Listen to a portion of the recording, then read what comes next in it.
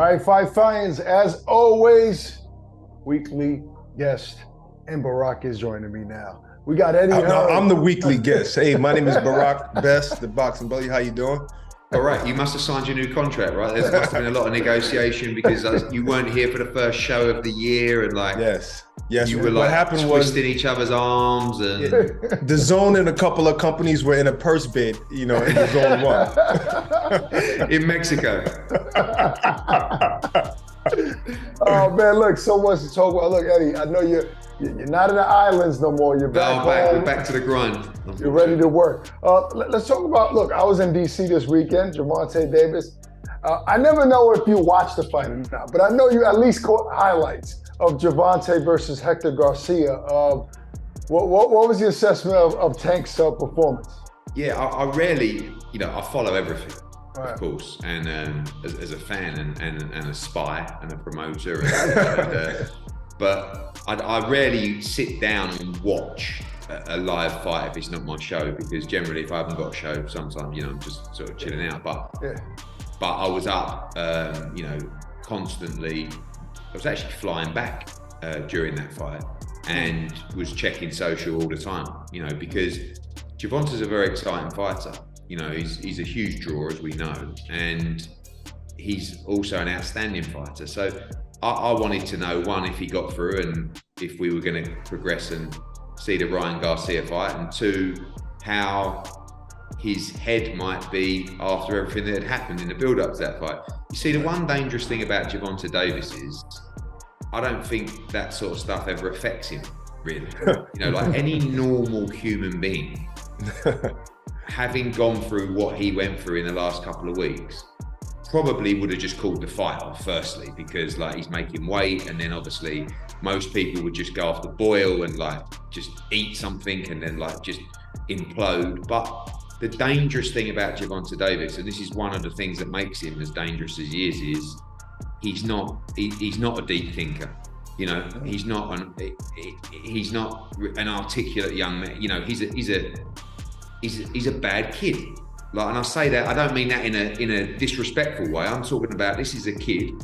He's a bad right? Just like Mike Tyson was, just like some of these other greats were. And that makes them very, very dangerous, because they're fearless and you can't get in his head. And that's one of the reasons. I have to say, I didn't watch enough of the fight. He got to Garcia and beat him up, presumably, and Garcia didn't want it. We didn't want it anymore, want that smoke anymore. But let's talk about. It was competitive, though. Yeah, it always is, though. Gervonta loses rounds, but he wears you down. He has that pressure. He punches very hard.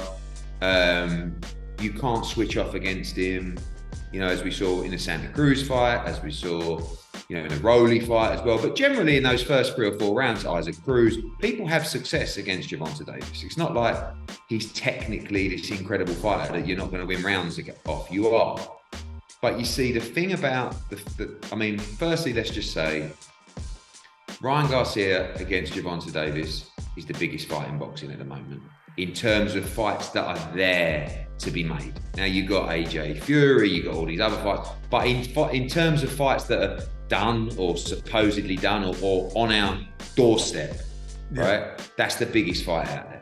It's much bigger than Crawford Spence. I've said this before. It's bigger than Crawford Spence. It's 2 fan bases. The reality is, you saw the crowd on Saturday. You were there. Yeah. He's consistently doing those numbers, right? Ryan Garcia is consistently doing numbers. He's a big draw. It's 2 completely separate fan bases, right? And 2 very different young men. It's a brilliant fight. Brilliant fight. Yeah, we definitely know how big this fight is, but who do you give the edge in winning that fight between Ryan Garcia and Gervonta Davis? What I was going to say was that this is a sort of afterthought to the conversation we had 2 minutes ago about mentality, right? I don't know enough about Ryan. I worry, look, he'd come through his mental health battle. We know he's emotionally a little bit frail, right? So in that respect, in a close fight, I always give the edge to the person that I know psychologically is in a better position in this fight, and that is Gervonta Davis. You know what I've noticed though? I noticed that, see, us knowing fighters, and I'm talking about yourself as well, Eddie, you know the ins and outs, you know the stuff behind the closed doors. I feel like Ryan is just the one that was brave enough to publicly express what he's going through, because we know fighters behind closed doors, what they go through emotionally, you know? Yeah, I agree. And I think it was very brave of him, to be honest with you. And I think it was great for young men and kids in general that someone with that kind of profile would speak up and talk about his struggles. But I just think when you have someone, I know fighters with mindsets of Gervonta Davis. Gervonta Davis has struggles. Don't get me wrong. And it ain't all, but he just approaches him in a different way. He's just, like I said earlier, he's a, and when I say a bad kid or a bad, I don't mean like he's not a nice guy.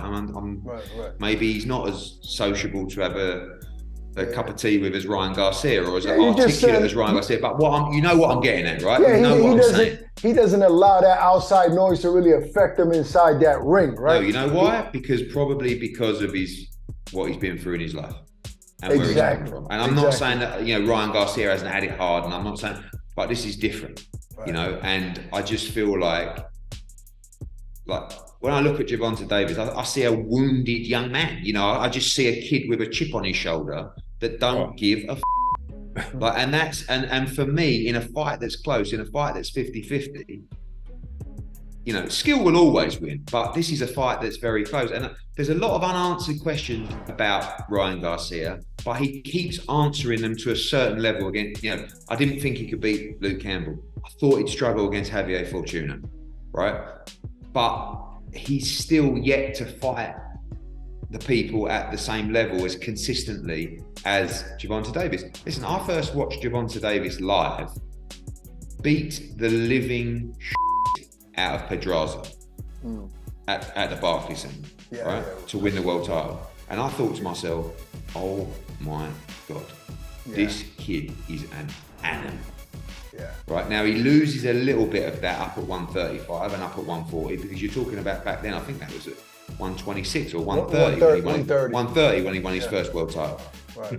But my God, and look at what Pedraza's done recently. Like, he's consistently performing against top 140 guys all the time. Right. And Gervonta Davis, I saw the look on Pedraza's face, just as if to say he gave up. And he's been doing that a long time, Gervonta. Yeah. Like, that was what, 4 years ago? And look at the opposition. He's still not really boxed any elite guys. Exactly. He's not boxed a Haney. But he's boxed at a world level consistently for a long time. But he's gonna get hit against Ryan Garcia, right? Ryan Garcia is very long. He has very fast hands. Where he struggled a little bit against Hector Garcia, what I saw was the range of Garcia. Ryan Garcia has even more range than Hector Garcia, and he punches harder than Hector Garcia. I'll give Ryan Garcia a shot in this fight, no question about it. Without a doubt. But if you're asking me who wins, I say Tank Davis. But let's hope. Okay. Is this fight going to happen? Yeah. I was very worried. I was disappointed. I was worried that Ryan wasn't there, because if it's done and if it's signed and if the venue's agreed and all these things, kind of like you'd 1,000,000% be there. But it's not really Ryan's style either. Yeah, but I think, because sometimes I think some fighters try to be too cool. Not to say that Ryan is doing that, but they don't want to do the cliche thing, right? Getting in the ring. But that, regardless of what, it helps the promotion. People like that. It's like but if it's done, but I agree. Like, if it's not done, because I've had the situation before with fight, even AJ. People talking about fight. Right. It's like, I'm not going to go and get in the ring if we're not even close on this deal. And I don't think but if the fight's done and if it's actually happening, I would have just liked to see Ryan there, because this is a big fight. This is a big fight. It's a great fight for boxing. It's massive. April 15th, hopefully it happens. Let's move on real quick.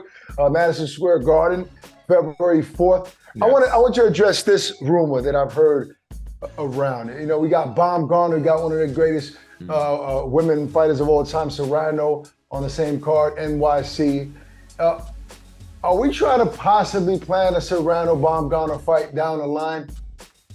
I think, Alicia is emerging into one of the biggest stars in the sport. Yes, It's amazing. People don't really realise that before the Terry Harper fight, which was November 2021, she sent me a direct message on Instagram basically saying, look, please, any opportunity, like 6 rounds, 8 rounds, just like, I just need a chance. And it's just timing is everything in life. And I got that DM and I was like, we were looking for an opponent for Terry Harper. And I forwarded some names to Steffi Balder, Terry Harper's, and they looked at Alicia Baumgartner and they went, that's a good fight for us. We'll take that fight. She knocks out Terry Harper. She has one defense. She beats Michaela Meyer in a unified title in for loads of money. And now she's fighting for undisputed. It's just it's amazing how, and this is a great lesson to fighters who feel like they just can't get a break. Just keep believing, keep grinding, keep hustling, keep banging on doors. And that's what Alicia did. So I think Andy Ruiz opened that door for fighters. He said, hey, Eddie responds to DMs. Everything's about timing. Everything's about timing. Look, if it doesn't work, it doesn't work. We're not a charity, but at the same time, Alicia Baumgartner, I looked at Alicia Baumgartner, I thought, good fighter, looks great. She's got a great image. She's going to bring a lot of chat to the event. Let's give her a chance, and we did, and look what happened. So I think for us, the natural deal here that we're looking towards, of course, is for Serrano to fight Katie Taylor in May in Ireland, and that's very much the plan for us and Nikisa and Jake and MVP and Serrano. But Serrano first always wanted to get this piece of history to be undisputed for Puerto Rico at featherweight. So she's going to go, and we talked last week about Dimitri Bivol trying to become undisputed at 68, then 75. Serrano's trying to become undisputed at 126 and 135 within 2 fights. Yes. So you're talking about chasing some serious greatness here. Alicia Baumgartner wants all those big fights. Once she beats Mekhaled, if she does, and it's a good fight, she becomes undisputed. I think, Katie Taylor against Baumgartner is also a fight. She could fight the winner of Taylor Serrano, Alicia, and I want to take her after this one. I want to take her to Detroit, and give her that big homecoming fight because I believe she's a star. Yeah, I mean, women's boxing is incredible right now. Baumgartner is definitely a star. And Serrano possibly has a chance to at least fight for undisputed in 3 divisions if she's going to fight Gardner. That's amazing. But, one of your fighters who you used to work with for years, you tried to give him the big fights, it didn't happen. And it was Demetrius Andrade. I want to know, he was checking social media, so that he won. Yeah. Do you think that at 168, he can still beat, because at one time you were thinking he can beat Charlo. Do you think he can beat Charlo still? I think Demetrius is a fantastic fighter. He's so skillful. I worry whether he may have missed the boat in terms of the very best Demetrius Andrade. I'm not saying that he can't beat those guys now, but I just feel like, the knockdown wasn't, I think it was probably a knockdown, but he wasn't really hurt, but he got caught a little bit and saw him get hurt against Liam Williams at 160, when they fought there. I don't know. I just, my worry about Demetrius is when he's in a physical fight with a puncher, but they still have to get leather on him. Yeah. What Demetrius does the same thing all the time. He comes out, he starts like a train. He looks like one of the best pound for pound fighters in the world, and then he coasts, right? And then he sometimes finishes strong as well. And he did the same thing on Saturday. But when he boxed Quigley, he did enough to get him out of there early. Yep. But we've seen it. How many times did we see it against Luke Keeler, against when he won the world title against Katandwaka, against Sulecki?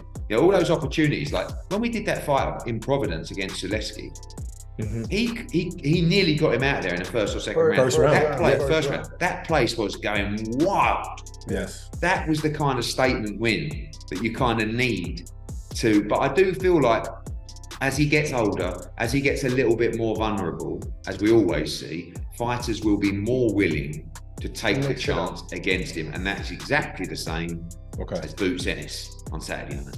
All of a sudden, you know, he boxed the guy with horrible style, was running. It's a good 12 rounds for Jaron Ennis, but people will go, okay, all right, maybe, you know, he gets hit a bit, maybe he's not what I thought he was, so maybe I'll fight him. We see it all the time in boxing. It happens. Someone has a bad fight. Everyone thinks someone's a beast, right? I mean, there's so many different. Edgar Berlanga, another, you know, he's knocking all these people out, steps up a level, struggle. Everyone goes, oh, actually, he's not all that. I'll fight him. You know, it's just, and I think that could be happening for Demetrius Andrade. And I actually think he'll get a fight like that, whether that's a Charlo or whether that's the winner of Plant Durrell. I think someone will look at him and say, actually, I think I can walk through him. Yeah, no, I mean, I agree with that. That's a perfect assessment, especially of Boots Ennis, because I was there live as well, and he still looked great, but he got hit with a couple of shots here. Yeah, but he's a brilliant fighter. So I think that might be a mistake that some fighters make, but hopefully fighters make that mistake so we can see these fights happen. Yeah. Exactly. Look, I want to talk a little AJ here. To my knowledge, Eddie, he hasn't come out with the news about who's the new training team, if I'm not mistaken. Could you give me your opinion on somebody you think that would gel well with him, if it was up to you? If AJ said, Eddie, man, I got these few guys here, man, who do you think I should go with? Yeah, I mean, I know who the new trainer is, but it's quite a personal thing, really, you know. And I think I always like AJ and the fighter to come out and sort of announce that with his team. I think I speak a lot because I do a lot of interviews, but I'll speak on his fights and stuff like that. Look, he is going to train in America, and he'll start that camp in the next week. He'll be flying out to commence. Wow. So you guys will get the news soon. And I think it's a great link. Yeah, we got the news already. We just wanted you to share the news with our fans. You know, do you as well? Yeah. But you know, like I said, I think AJ's his own man, and I think something like that's for him to confirm once he's happy to confirm it. For our, you know, April 1st is the targeted date in London, and really I have a call in 37 minutes to go through the final list of opponents, the final, you know, bits and pieces around the date and everything. Nice. So we're almost ready. Really, he's excited. I guess I wanted to say, are you happy with the trainer? Yes, that's a better question. I'm happy with the trainer. I'm happy with anybody that makes AJ feel comfortable, makes him feel motivated, makes him feel excited. And I think this is going to be a nice break. You know, I think the problem is being in the UK, he can't breathe. You know, and when he goes to America, people still know who he is, but it's just a different world. Yeah. You know, he can go out, you imagine that Anthony Joshua, where he's going to be training, can rent a house or stay in a hotel and can go for a walk, right? And go and sit in a coffee shop, right? And have a bit of breakfast and a bit of coffee with some friends. And yeah, someone might come over and go, AJ, man, how you doing? But literally, he won't that get is mauled. An impossibility. Right. He could go to the mall, right? And have a nice stroll around, pop in Foot Locker or JD Sports, of course, if you're talking about it. They're not over here. Yeah, okay. Yeah, they are apparently, yeah. Finish line. And just be normal. Live a normal life that people should be allowed to do. And he needs that break. He needs that break. Considering it's just a pressure cooker. And it's and the problem is because he's that guy, because he's that ambassador, because he's that role model, he'll never turn down a photo and he'll never turn down a conversation. Wow. So it's you don't realize how much that's going to drain you when you're doing 2 or 3 sessions a day. And then you're just and I think it's going to be really good for him. I really feel like you're going to see a reinvigorated Anthony Joshua in April, and I can't wait to see him back. I hope so. And I think your plan for him was great, the one that you discussed with Ak. Now, listen, before you go, I thought something was very interesting that Eubank said, Chris Eubank said the other day. He said that Liam Smith is not going to be as hard as a fight as Conor Benn. What did you think when you heard that? I thought that was very interesting. Yeah, I mean, it could be mind games, but look, Conor is ferocious. it's also, you know, when you talk about Ryan Garcia, it's kind of a bit like Conor Benn, and then it's like you don't know, because he's not boxed at the levels. He might perform and go through those levels, or he might fail at those levels. Yeah. So with Conor, it's a little bit about the unknown.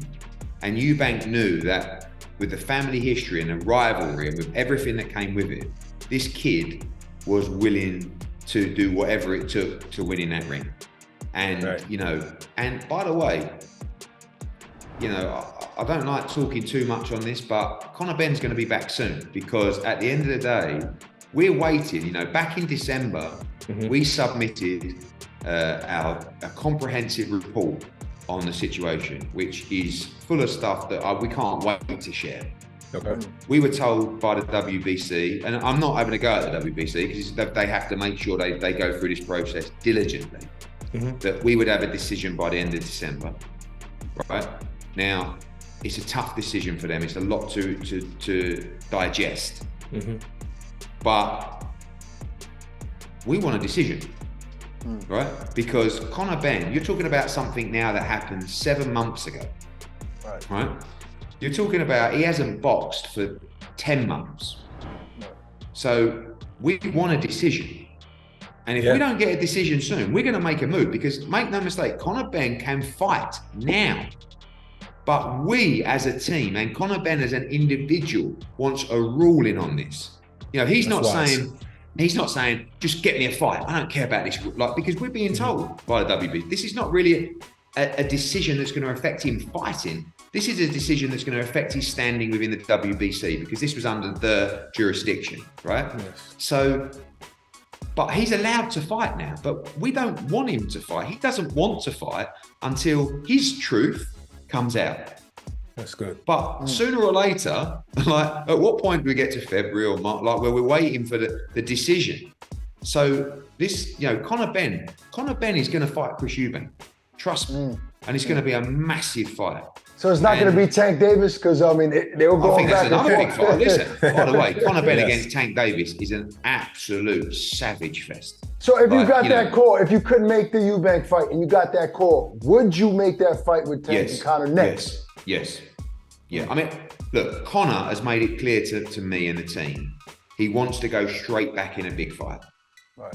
Psychologically, emotionally, I would prefer him to come out almost with a run out and then go into a big fight because of everything he's had to go through. But he's made it clear to me, I want Eubank.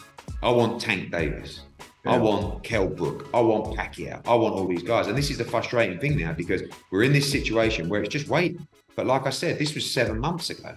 You know, this incident. At what stage and any band's going to be backdated as well. It's like, just give us an answer.